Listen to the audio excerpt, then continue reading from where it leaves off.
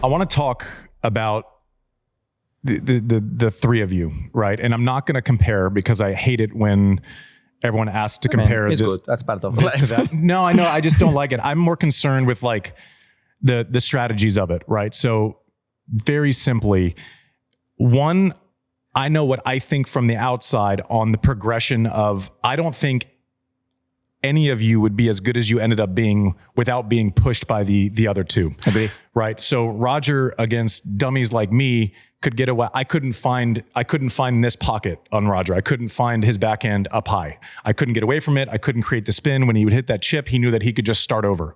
Right. And then I was working. You come along and the lefty and the spin, all of a sudden he has to get better because for the first time he has to protect this pocket up top. Conversely, that spin mechanism that you create, Novak all of a sudden is the first person who can knock that down consistently and find the space in the court and either actually maybe hurt you here or find your backhand over and over against each of them.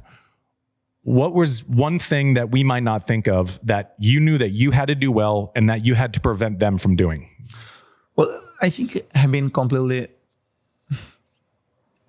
different approach to the matches. I think with Roger, the match, and that's, in my opinion, that's why the rivalry with Roger was a little bit more, attractive for the fans than the Novak against me.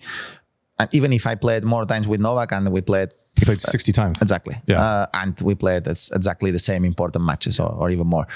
Because with Roger, I think the strategy was more clear. I was trying to do one thing, he was trying to do the other thing.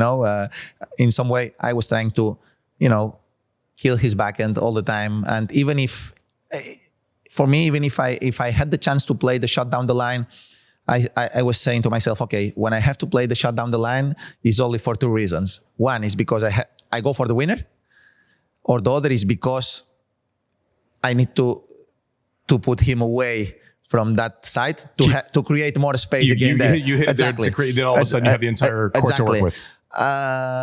And he was trying to avoid that. He was trying to play more aggressive. He was trying to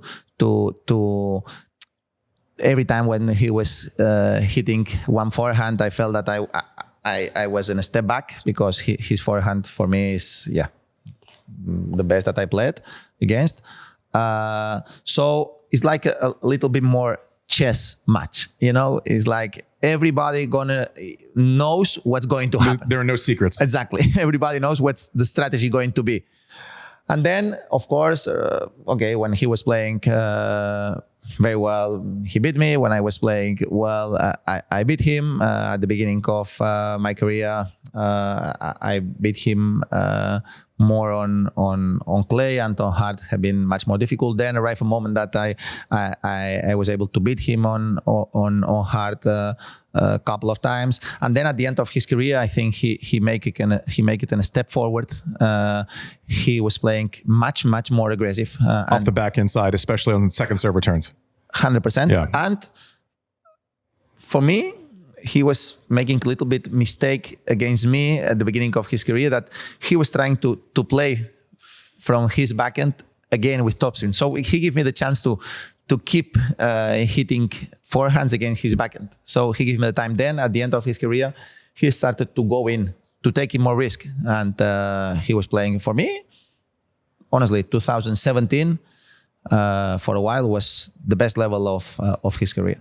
Really? For me, yes. In terms of creating, you felt that you were in his hands. Of course, on hard, on clay, a little bit different, but on hard, no, this is true. He was not playing on clay that year. Then he come back on clay a few years later. I not remember exactly the year, but he played very, very aggressive, and his serve was so difficult to read. For me, his serve, of course, he was very precise, but for me, with the Roger serve was very difficult to read because he was able to change with the... He could hit 7 different serves off of the same toss. Exactly. And wasn't predictable.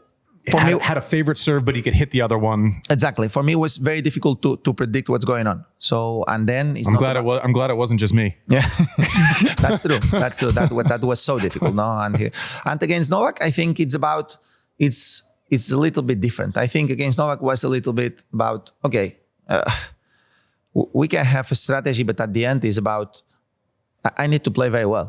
I mean, I need to play very well all the time. And we don't play the same style, of course, but it's not a clear strategy that against Roger, I will damage him against his backhand, against Novak. I don't have that feeling. You know, the feeling is I need to play very well for a long time and know that I had to adjust things. No, I can't play too many times against his backhand, especially high balls, because then he takes the ball quicker and puts you in a very difficult position.